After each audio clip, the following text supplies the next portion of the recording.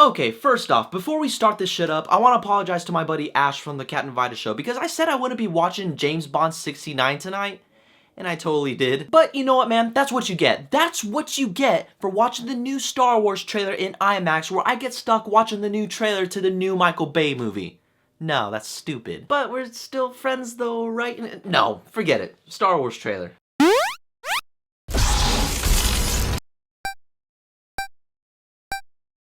Okay, so Spectre Petroleum, like the Harry Potter spell, whatever. So Spectre follows a story continuing after Skyfall in which 007 agent James Bond discovers a very mysterious message that causes him to dive deep into his past to learn more about this secret organization. And while he's doing all that, he's kind of going through some trouble with the MI6, probably because he's sleeping with too many women. I see you, James Bond. So he's basically on his own at this point. And as James Bond goes on a hunt for this secret terrorist group, he begins to find out the terrible truth behind the notorious notorious Spectre. Now this is the 4th movie in the Daniel Craig series as James Bond, and this is the 26th movie in the franchise, I think.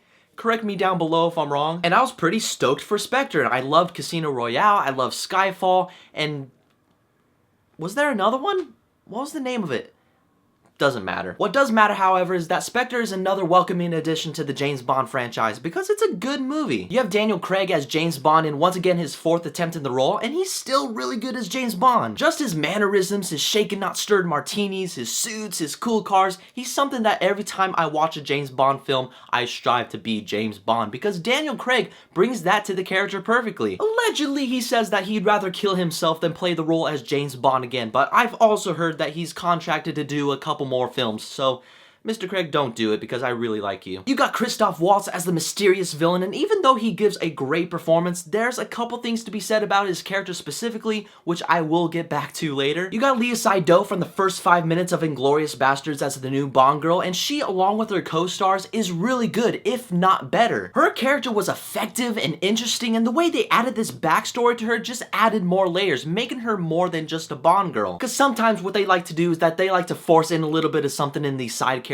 that's not very necessary, but not for her. It was added in very well. And you got the others such as M played by Ralph Fiennes and Q played by Ben Winshaw. They all give great performances as the aides to Bond's mission. That sounded weird. But let's talk about the real star of the film, and that is director Sam Mendes, because he probably gives us one of the most superbly shot James Bond films ever. I noticed that like the first 5 minutes of the movie where it was doing the whole one-shot Birdman approach, and I was hoping he was gonna stay consistent on how smoothly it was shot. The movie definitely proves that to me on how it can be executed in the realms of it being a drama.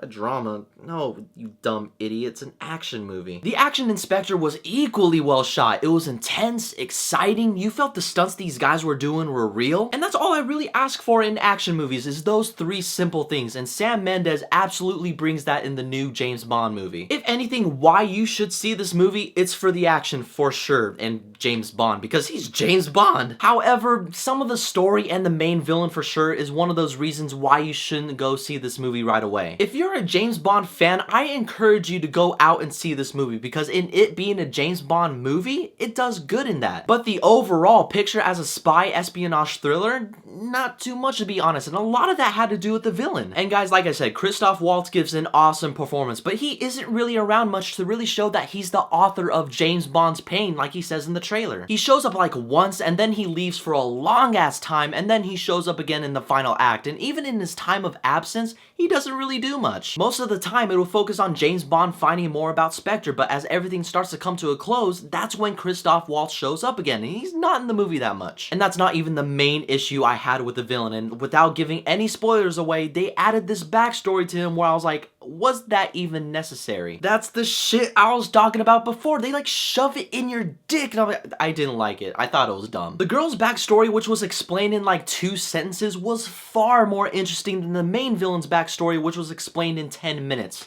How did that happen? I'm not so sure. But guys, in the end, Spectre is a good James Bond movie. It's not as good as Casino Royale or Skyfall. I'm sure that every reviewer and their grandma is saying this at this point. Daniel Craig still kills it as James Bond. I love the new Bond girl. She is awesome. But Christoph Waltz, I don't blame him necessarily for him being a weak villain. I just blame the writing for this movie. But like I said, if anything, go see this movie for the action, because I say if you want to see Spectre Petroleum, see it at the matinee price. Just promise me you will walk out of the theater with 2 bitches around your arms. Shit didn't happen to me.